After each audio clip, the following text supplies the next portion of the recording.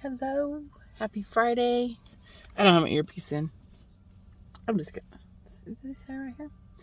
It is annoying when you wear an earpiece and you take it off because it's dead because you're listening to YouTube.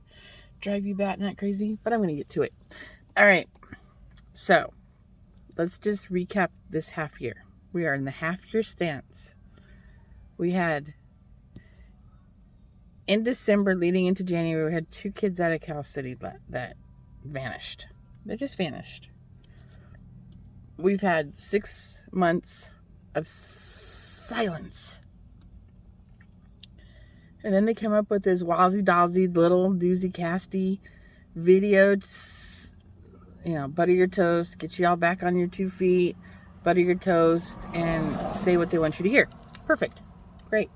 What's the status? Still missing, still a bunch of leads, still working it diligently, blah, blah, blah, blah, blah, blah. You're fine. You satisfied us for now, but we're not satisfied at all. Then we get 5 months into the year, and we hear last month about the Las Vegas boy, Amari Nicholson, and that wound up story that ended up being a trash event and Las Vegas Metro letdown. They said it. They said we have felt that we need to be more searchy and not so much chatter because they felt that they didn't do an adequate job while he lay there for 7 days out in the elements behind a wall not very far from their apartment. I've seen many different videotapes of it, where the route, where the what, da-da-da-da-da-da. A kid in a bag, right? A kid in a bag thrown over a wall, and y'all had feelings about, can you imagine? No. You can't imagine just being dead, but now you have to imagine him throwing a kid over a wall. So now that you're taking the death, now you think it has feelings, and it didn't have feelings because he was completely, utterly a disaster.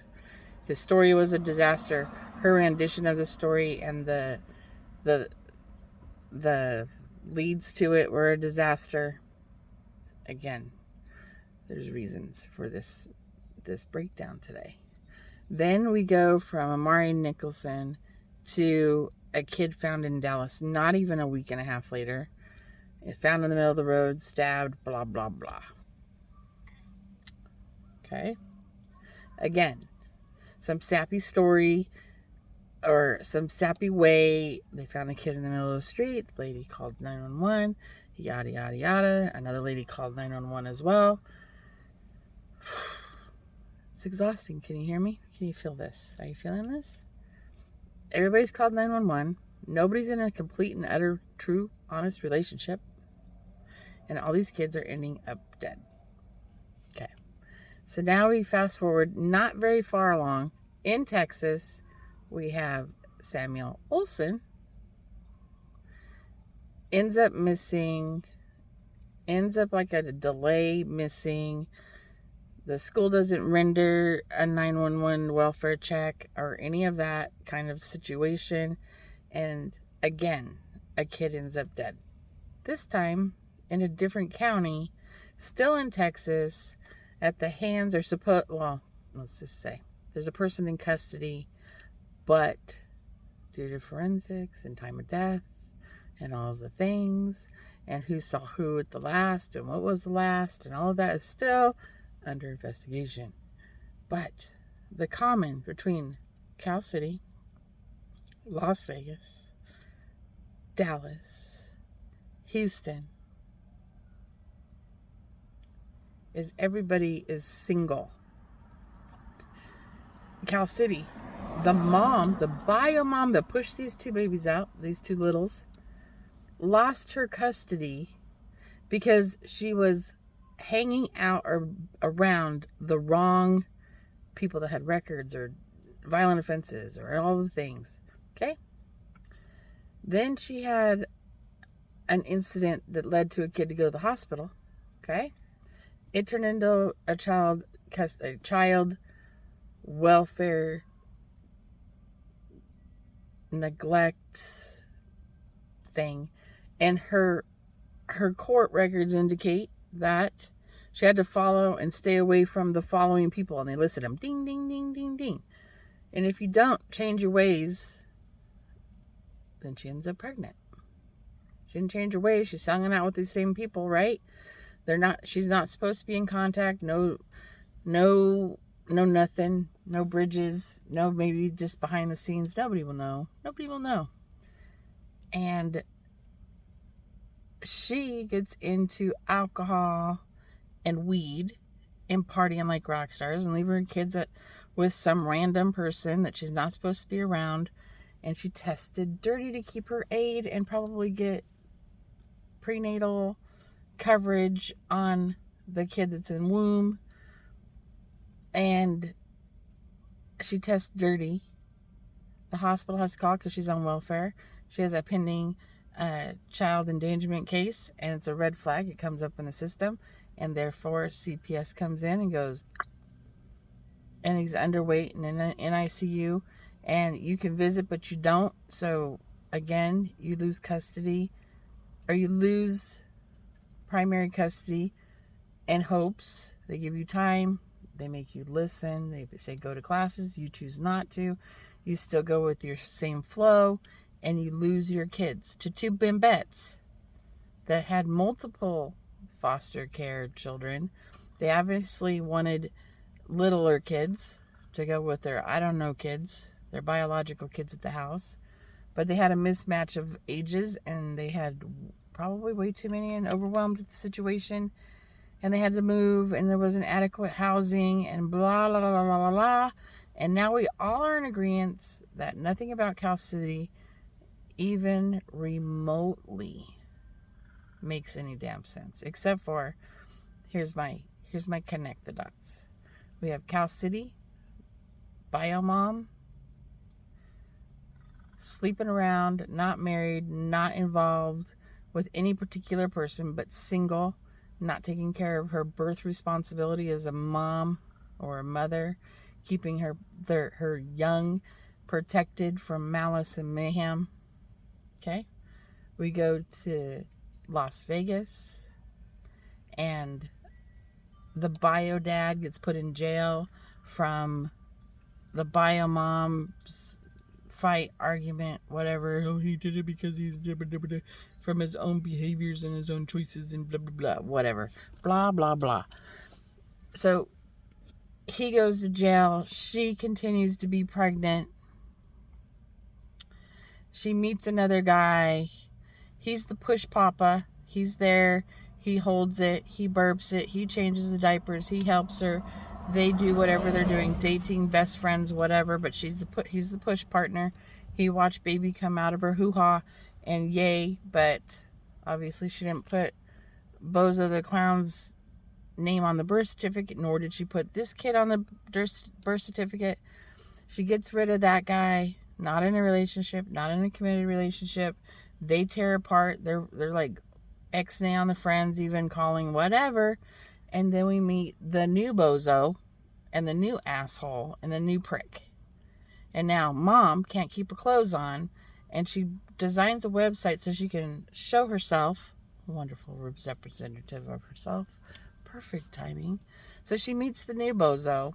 They've been dating for, I don't know, 4 months, maybe, give or take, but still talking-ish to the push daddy, not talking to the nitwit daddy that actually puts sperm in her. I'm just going to be very vile. Don't care. And then she, over 4 months, has to go automatically help her mom. And for whatever her mom being push person, non-responsibility, she goes away. She ends up in another state. Mom backed it up. We don't know what's happening. Yada yada. She comes back on a Sunday. in a rip and rage and I don't what happened and nobody's telling her nothing. She wants her son found safely. She comes up with this bozo idea about the Bimbet sperm donor that supposedly the sister, like we all heard it. We're like, what? And then over 48 hours or 72 hours, the world crumbles. The guy speaks, it's not, and they arrest him, and then he's a dumber ass because he fights with a cop. He probably didn't know where he threw that kid, but he just said it's over a wall somewhere. Like, he probably said something. So the cops reeled in their shit and went looking, and everybody went looking, and they found him, but he was in a bag, busted up. And all these people came. All these people heard about it. All these people dissecting this family. Everybody's getting everybody's piece of dirt, going up wild. And then we come to Dallas, a week and a half after that? Kid plucked out of, found dead on the road was the initial news article that I saw. Found dead on the road by a lady jogging by. Boop, boop. Even Nancy Gray covered it. And then we reeled it back to who, when, why, what, how come, who did it, whatnot. So now we have a new set of circumstances and a new bunch of people going over to that story. All these other stories are cold, right? Cal City, Las Vegas, now we're in Dallas, and the same thing happens. We have 2 kids left in custody of a wacko noodle, crazy thought person to contain children, educate them, protect them, and care for them. But the sperm daddy leaves the kids in another relationship and doesn't take his kids. And the bio mom is, dealing with court business, but courtesy of COVID, didn't even know where her sons were. Because we don't know the backslide story on that whole situation. Why was that guy in charge of those kids? And and what happened? And who did this? And why are you not here? And everybody's going after that family. And we're just like, what? Okay. Now we come to Houston. Houston, we have a problem forming here. The problem is nobody's in a relationship with marriage or a secured home. Nobody. They just like having sex and have no responsibilities and no gives a shits and no cares.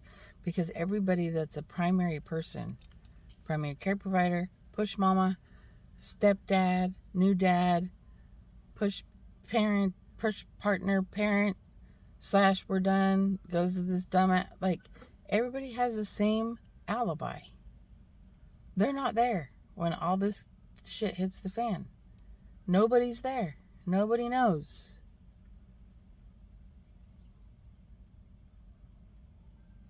Nobody knows. Everybody's way too busy getting a piece of ass and leaving a circumstance and leaving the most precious person, body, in the hands of somebody you don't really know.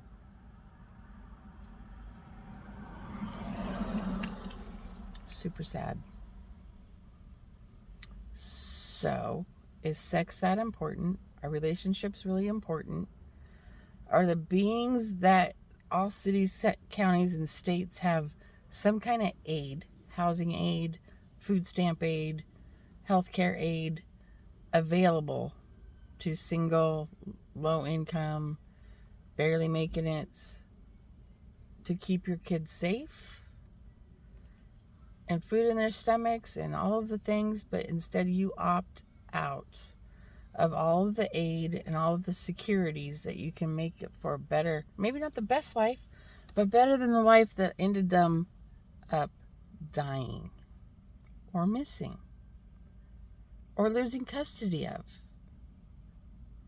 What part of that equation in all of these cases should make you think that sex, relationships, or the feel-good security that you may be experiencing is okay and secure for your child that you either made or pushed out?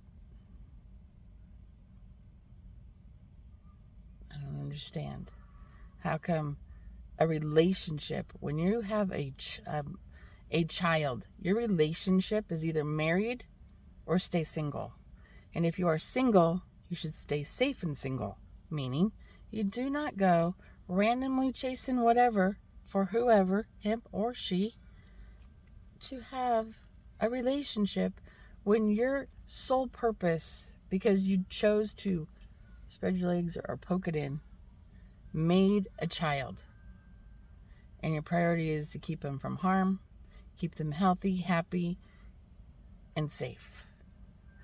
And as a kid's job, as my dad used to say, your full-time job is to get good grades, go to school, and participate and learn. Your mom's responsibility is to keep a roof over your head, your stomach full, and care and nurture you. And that costs money, so she has to work. I did not date during the 18 years of both of my kids' lives. I entertained dating, but I didn't bring random Bozo the Clown home to meet my children and then whip around and say, oh, by the way, can you watch them? So if everybody needs to go to Parenting 101, you need to go back to Parenting 101. Protect, feed, house, and train your kids not to be drifty wifties, and keep them safe. And somehow in Cal City, Las Vegas, Dallas, Houston, four cases, everybody that's the primary care person that was supposed to protect, feed them, care for them, and house them has not been present. And there's a trend happening. And they're under the age of 8 or 10. They're under the age of 8. And they're dying at the hands of your choice. And that's very, very depressing and sad to me. And it makes you want to I had chill bumps when I found out how Houston did whatever they did, put them in a bathtub, then they put them in a bag, and then they put them in a tote, and then they drug them across the cities and put them in a hotel and just like used them as a luggage box and did about their thing, did a bit of wild shit or whatever, and then somebody narked you out and you still end up in jail, but yet you're not speaking because somebody else might have did this and you just happened upon it. But you still aren't the primary care provider of this child. You are a girlfriend, another friend, a boyfriend. Nobody's married. Nobody, not that marriage makes a difference, but the randomness and the quickness to fall in and out of whatever your dealio is. You're not keeping the ones that you made or pushed. You're pushing them into danger is what you're pushing them into, because your choices and your behaviors are risky. And guilty or not guilty, your risky behavior and choices brought your child to this point.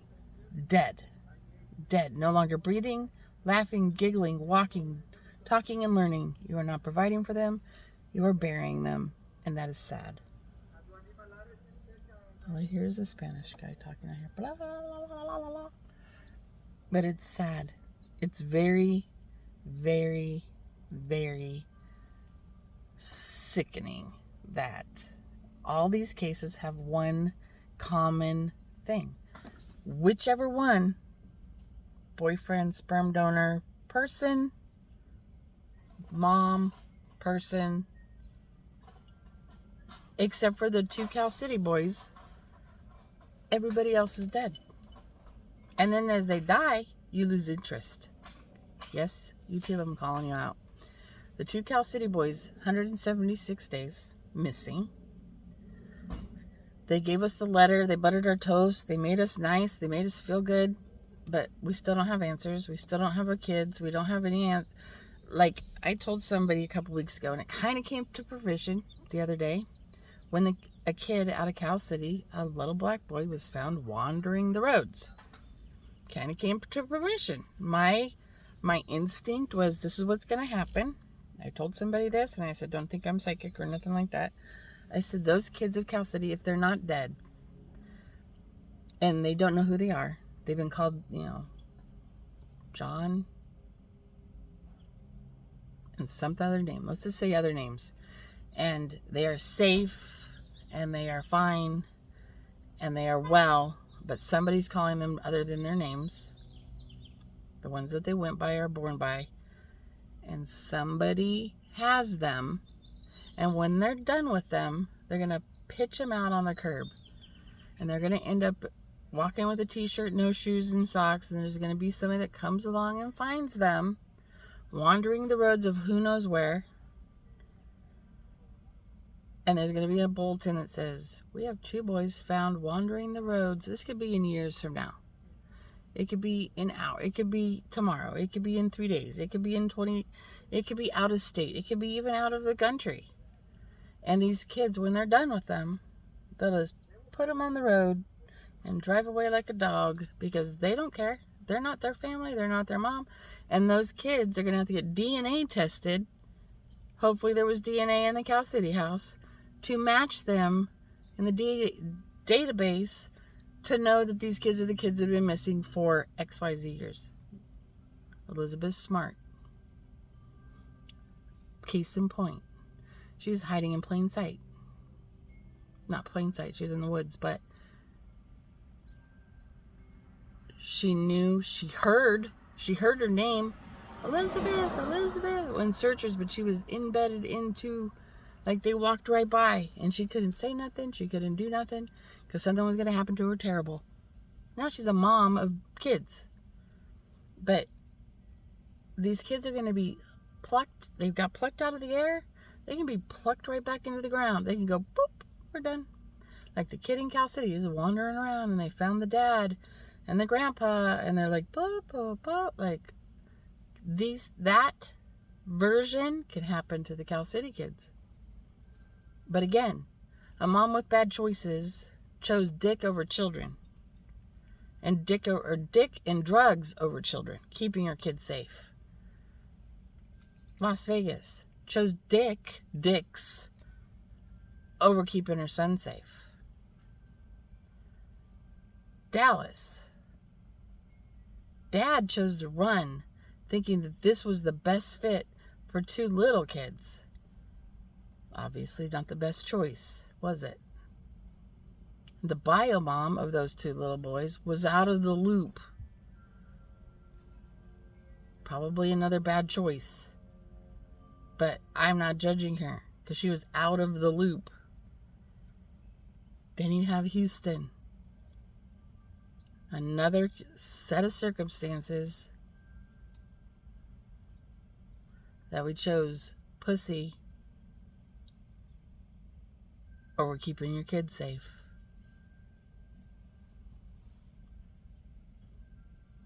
And some other person was out of the loop, but none of y'all are present, and it sickens me.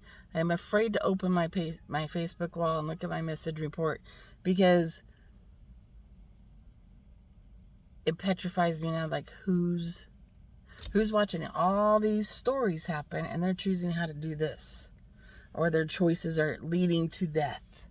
They're dead. They're missing. It's critical that you guys choose not to do the bad choices that you've assumed were good choices, because your kids are dying, or they're flat out missing, or they're roaming around on the streets. Make better choices. Be better parents. Go back to parent. If you are leery or afraid, or you can go safely to a fireman, a police department, and a hospital, and turn your children in and say, I'm in a bad space. If you're not with your family or your family's not living, I'm in a bad space. I'm going to make bad choices. I need to keep my sons and daughters safe. And it will be a better place. You'd rather hear that a kid got dropped out of the hospital than hear that they landed up in a bucket in a plastic bag with duct tape. I'd much rather hear that he got dropped off at a hospital, police station, fire department, or hospital than in a bucket in a bag in a hotel room. Because that was a choice. That was a man-made choice. You made a choice. Now you must live with it. So make a better choice. If you cannot protect, serve, shelter your children, or feed them, release them to somebody that will. And get your life right, and then get them back. I don't wish ill will on anybody, but the choices that these four people, I don't know, there's probably 10 people to each thing at this point. You get dizzy, you get delirious. How many times do you have to have multiple levels? And nobody, you have multiple levels in all these cases, right? And nobody stands up for any of you. Nobody backs your shit up. No moms, no uncles, no best friend. I went to school with him. You hear about a shooting and everybody swarms to a camera. He was a great guy. He was a dad of 3 and da-da-da-da. And but we don't know what's happening in their personal, professional lifestyle. And he goes on a rant. Make better choices, and these stories won't be shoved down our faces and eyeballs and come up on our news feeds. Make better choices, people. Our future that you've created is dying. Already dying. There's 8% of the kids that are born in the last 5 years are dead. Dead by dangerous. Dead by dumb. Dead by overdose. Dead by whatever. Dead by... kid after kid after kid after kid. The social service department has let my child down. Well, how to get there? You let it down first. Make better choices. And these stories won't hurt as hard and feel as bad and make you feel shitty. Bye. Have a great Friday.